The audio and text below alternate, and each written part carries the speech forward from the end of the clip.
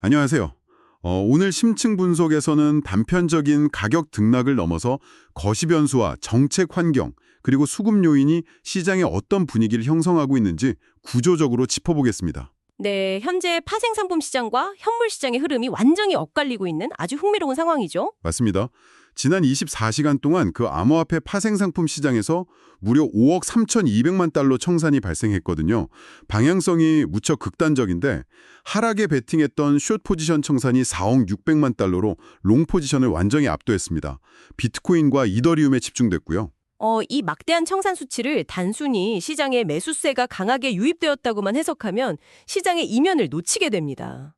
단순한 반등이 아니라는 말씀이시군요. 네, 파생상품 시장 특유의 기계적인 메커니즘이 만들어낸 전형적인 숏스퀴즈 현상입니다. 시장이 단기적으로 더 하락할 것이라 확신하고 공매도를 쳤던 트레이더들이 있었는데 예상과 다르게 반등하니까 무한대의 손실을 막으려고 급하게 대사들인 거죠. 그러니까 그 강제적인 환매수 물량이 다시 가격을 위로 강하게 밀어 올린 거군요. 그렇죠. 그 상승이 더 높은 가격대에 있던 숏 포지션을 연쇄적으로 터뜨리는 일종의 기계적인 폭발을 일으킨 겁니다. 잠깐만요. 그 숏스퀴즈에 의해서 강한 반등세가 나타났다면 현물 시장에서도 자금이 밀려 들어와야 자연스러운 것 아닌가요? 현물 ETF 시장을 보면 완전히 정반대 그림이거든요. 네, 유출입 데이터가 좀 엇갈렸죠. 미국 가상자산 현물 ETF 데이터를 보면 비트코인에서 3,539 BTC가 빠져나갔고 이더리움에서도 780 ETH가 순유출됐습니다. 파생시장은 불타오르는 채 오히려 보수적인 전통금융권 자금은 빠져나갔다는 게 명백한 수급 불일치로 보입니다. 그 지점이 사실 현재 시장을 읽는 가장 중요한 핵심입니다. 지금 시장은 두 개의 완전히 다른 엔진으로 돌아가고 있거든요. 파생 시장은 단기 시세 차익을 노리는 트레이더들이 급등락을 만들고 있는 거고요. 반면에 현물 ETF 시장은 거대 기관들이 움직이는 거잖아요. 맞습니다. 전통 금융권의 자산 운용사들은 어제의 숏 스퀴즈 같은 단계 변동성에 추격 매수를 하지 않습니다. 비트코인과 이더리움에서 자금이 빠져나간 건 비관적인 투매가 아니라 철저하게 계산된 포트폴리오 리밸런싱 과정으로 보아야 합니다. 차익 실현 후의 자금 이동 경로를 보면 그 의도가 명확해집니다.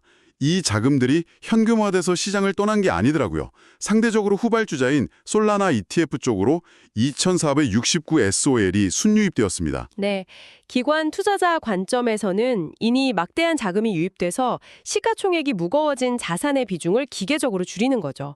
그리고 상대적으로 새로운 상승 모멘텀을 기대할 수 있는 솔라나 쪽으로 자본을 재배치하는 겁니다. 단기 트레이더들은 가격 오르내림에 집중할 때 거대 자금은 구조적으로 자산을 재분배하고 있다는 거군요. 그렇죠.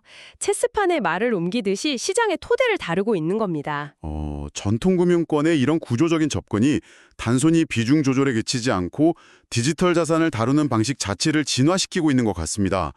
골드만삭스 자산운용이 비트코인 프리미엄 인컴 ETF 설립을 신청했다는 팬뉴스 보도가 있었거든요. 네, 이 상품은 콜옵션 매도 전략을 활용하는 구조죠. 그러니까 전통금융의 커버드 콜 상품과 동일한 건데 비유하자면 도심 핵심 부동산을 소유해서 시세 차익을 노리면서 동시에 매달 안정적인 월세 수익까지 함께 챙기겠다. 이런 접근으로 보입니다. 또 부동산 비유가 아주 적절합니다. 지금까지 기관들의 수요는 단순히 현물 ETF를 사서 비트코인 가격의 오르기만을 기다리는 수준이었거든요. 그런데 이제는 수익 창출형 구조로 넘어갔다는 걸 의미합니다. 옵션 매도를 통해서 배당 재원을 마련하는 거군요. 네, 펀드가 보유한 비트코인을 특정 가격에 살 수 있는 권리, 즉 콜옵션을 타인에게 넘기는 대가로 옵션 프리미엄이라는 현금을 즉시 챙깁니다. 그래서 가격이 제자리 걸음을 해도 투자자들에게 배당을 줄 수 있는 거죠. 하지만 여기서 치명적인 기회비용이 생기지 않나요? 만약 비트코인 가격이 단기간에 30%씩 폭등해버리면 펀드는 미리 약속된 낮은 가격의 자산을 넘겨야 하니까 그 막대한 업사이드를 다 포기해야 하잖아요. 그게 일반 투자자들의 시각인데 거대 기관의 리스크에 대한 정의는 근본적으로 다릅니다. 수조원을 굴리는 연기금 입장에서는 하루아침에 30% 오르내리는 변동성 자체가 포트폴리오를 망가뜨리는 독이거든요. 30% 대박 수익보다 안정성을 더 우선시한다는 말씀이군요. 맞습니다. 극단적인 상승 여력을 포기하는 대신에 그 옵션 프리미엄을 통해서 자산의 변동성을 억제하는 길을 택한 겁니다. 이런 인컴형 펀드에 막대한 자금이 묶이게 되면 결과적으로 디지털 자산 시장 전체 변동성이 줄어들고 안정적인 거시 앵커 자산으로 성숙해가는 거죠. 기관이 옵션 구조로 변동성을 잠재우는 한편에 아예 시장 공급 자체를 말라붙게 만드는 거대한 블랙홀도 존재합니다. 마이클 세일러의 스트래티지 쪽 데이터가 눈에 띄던데요. 네, 최근 STRC 발행을 통해서 비트코인 16,070개를 매수한 것으로 추정되고 있죠. 이 규모가 얼마나 비현실적이냐면 전 세계 채굴자들이 하루 동안 캐내는 신규 비트코인 물량의 무려 23.7배입니다. 한 상장사가 매일 생산되는 공급량의 20배가 넘는 물량을 빨아들이고 있거든요. 여기서 주목할 건 단순한 매수 규모가 아닙니다. 그 자금을 조달한 STRC, 즉 전환사채라는 메커니즘을 봐야 하는데요. 빚을 내서 사고 있다는 거잖아요. 그렇죠.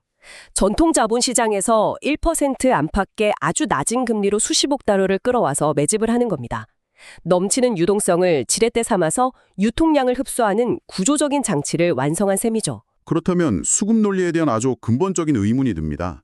하루 신규 공급량의 23배를 단일 주자가 쓸어담고 있고 거기에 기관 자금까지 들어온다면 당장 가격이 10만 달러, 20만 달러로 폭등해야 상식적이지 않습니까?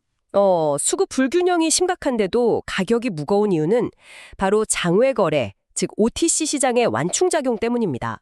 거래소 호가창에서 바로 사는 게 아니라는 거군요. 네, 스트래티지 같은 고래들은 시장가로 매수 버튼을 누르지 않습니다. 그러면 가격이 너무 폭등해서 자기들 매수 단가만 높아주니까요. 대규모 물량을 가진 채굴자들과 조용히 블록딜을 체결하는 겁니다. 표면적인 폭등을 유발하진 않지만 결국 물량이 묶이는 건 똑같은데 그럼 시장에 미치는 실질적 영향은 뭔가요? 이게 당장의 상승뇌관이라기보다는 시장 심리를 떠받치는 강철 같은 바닥을 형성합니다. 매도 가능 물량이 기업 금고로 영구적으로 잠겨버리니까 악재가 터져도 가격이 일정 수준 이하로 뻗이지 않는 하방 경직성을 제공하는 거죠. 심리적 방어선 역할을 한다는 거군요. 이렇게 기관의 매집이 수급 구조를 흔드는 사이 국가와 규제 당국도 시장의 거시적 테두리를 새로 짜고 있습니다. 미국과 러시아에서 아주 상반된 소식이 나왔어요. 네, 전에 다른 날랑의 정책들이 쏟아졌죠. 미국에서는 대형 거래소 크라켄이 비공개 IPO 신청서를 제출하며 제도권 진입을 노리고 있는데 러시아는 7월부터 전면적인 KYC 의무화와 비스탁형 지갑 출금 제한을 추진한다고 합니다. 한쪽은 월스트리트로 가고 한쪽은 철저한 국가 통제망에 가두는 모습입니다. 형태는 개방과 폐쇄로 엇갈리지만요. 거시적 관점에서 이 두 뉴스의 종착지는 정확히 같습니다. 바로 제도권 편입과 통제입니다. 두 가지가 같은 맥락이라는 건가요? 네, 크라켄의 IPO는 거래소가 그림자 금융을 벗어나 SEC의 엄격한 기준을 충족하는 정규 플레이어가 되겠다는 거고요. 러시아의 조치도 결국은 국가 시스템 내부로 자산을 포섭하려는 이도입니다. 비스탁형 지갑 출금을 제한한다는 게 개인이 감시망을 벗어나는 걸 원천 차단하겠다는 의미니까요. 자금 흐름을 통제하겠다는 거버넌스 강화로 읽힙니다. 맞습니다. 경제 제재 상황에서 자본 유출이나 자금 세탁을 막기 위해 중앙은행이 핵심 변수로 다루기 시작한 겁니다. 강대국들이 더 이상 이 시장을 방치하거나 투기장으로 치부하지 않는다는 구조적 변화를 보여주는 거죠. 이런 시기에는 당장의 차트보다 온체인상의 거대 유동성 흐름을 모니터링해야 할 텐데요. 웨이럴럿에 포착된 대규모 스테이블 코인 이동을 짚어봐야겠습니다.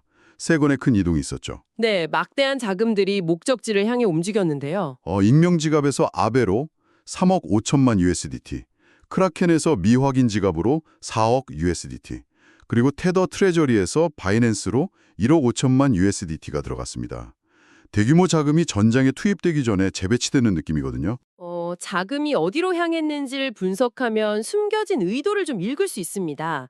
먼저 디파이 프로토콜인 아베로 향한 3억 5천만 달러는 유동성을 공급해 이자를 받거나 담보로 대규모 레버리지를 일으키기 위한 자금일 확률이 높습니다. 생태계의 땔감 역할이죠. 네, 그런데 크라켄에서 미확인 지갑으로 무려 4억 달러가 빠져나간 건 의아합니다. 보통 거래소에서 자금을 빼면 투자를 멈추겠다는 신호 아닌가요? 개인 투자자 시각에선 그런데요. 4억 달러라는 규모에서는 해석이 다릅니다. 이 자금은 대형 기관들이 장외 거래에서 자산을 매입하기 위한 결제 대금일 가능성이 높습니다. 아니면 보안을 위해 안전한 콜드 월렛으로 대피시키는 관리 목적일 수도 있고요. 장외 거래 결제 대금. 반면에 테더 트레저리에서 바이낸스로 간 1억 5천만 달러는 좀 직관적이네요. 네, 거래 수요와 기관 매수세에 대비해서 세계 최대 거래소가 미리 실탄을 넉넉하게 비축해두는 인프라 정비 작업입니다. 이 흐름들은 모두 조만간 대규모 자금 집행이 일어날 수 있다는 걸 암시하죠. 자금 우론뿐만 아니라 생태계 인프라 소식도 있습니다. 이더리움 재단이 트릴리언 달러 시큐리티 이니셔티브와 함께 개발자 보안 감사 비용 지원을 시작했다고요. 근데 일반 투자자들에게는 이런 기술적 소식이 잘 와닿지 않을 수 있거든요. 가격 등락만 보다 보면 펀더멘털을 간과하기 쉽습니다. 하지만 스마트 컨트랙트 환경에서 해킹은 수백억 원의 증발로 직결되는 가장 치명적인 리스크거든요. 전문 감사 비용이 워낙 막대해서 신생 프로젝트들에게는 큰 장벽이었습니다. 재단이 그 비용을 대주면 자금력이 부족한 혁신적인 개발팀들이 부담 없이 진입할 수 있겠네요. 네, 바로 그 점입니다. 이런 검증된 프로젝트들이 안착해야 생태계 신뢰도가 올라갑니다. 앞서 말한 골드만삭스나 대형 기관들이 주류 인프라로 받아들이려면 이 보안 무결성이 반드시 선행되어야 하거든요. 당장의 자금 이동 이면에서 시장을 지탱하는 기초 체력을 다지는 과정이군요. 러시아 법안이 시행되는 7월 일정과 함께 이런 인프라 개선이 중요한 관전 포인트가 되겠습니다. 맞습니다. 이 수많은 데이터를 모아보면 결국 하나의 묵직한 화두가 도출됩니다. 시장의 본질이 진화하고 있다는 거죠. 구조적 전환을 말씀하시는 거죠? 네, 투기적 변동성에 기대던 개인 중심의 파생 시장에서 막대한 자본이 리스크를 통제하고 유동성을 관리하는 이른바 유틸리티 자산 시장으로 탈바꿈하고 있습니다. 이 전환이 완료되는 시점에 디지털 자산의 본질적 가치가 어떻게 재평가될 것인가 시장 참여자들이 진지하게 고민해봐야 할 시점입니다. 지금까지 토큰포스트 출근길 브리핑이었습니다. 시장의 흐름과 뉴스의 맥락을 이해하는 데 도움이 되길 바랍니다.